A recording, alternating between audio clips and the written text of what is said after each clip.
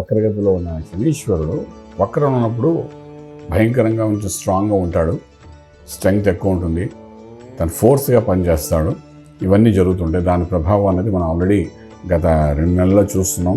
రకరకాలుగా మనం దాని యొక్క ప్రభావం చూస్తున్నాం. అంటే నవంబర్ 28 నుండి వక్ర త్యాగం అయిపోతుంది శనీశ్వరుడు. అప్పుడు నార్మల్ మోషన్లోకి వస్తారు. నార్మల్ మోషన్లోకి వచ్చి మళ్ళీ ముందుకు ప్రయాణం చేస్తారు. ముందు ప్రయాణం చేయడం అంటే ఇంకా నెక్స్ట్ లెవెల్కి వెళ్ళడం అనమాట. సో అలా నార్మల్ మోషన్లోకి వచ్చినప్పుడు దాని యొక్క ప్రభావం అనేది వృషభానికి మళ్ళీ వెనక్కి తిరిగి రావడం, ఎప్పుడో మనకు ప్రాఫిట్ వస్తానని ఇప్పుడు ప్రాఫిట్ రావడం మొదలుపెడతాం. అంటే నా ఉద్దేశం ఏంటంటే ఒక పని చేస్తాం, ఆ పని కంప్లీట్ అవుతాం, కొన్ని ప్రాఫిట్ ఎక్స్పెక్ట్ చేస్తాం.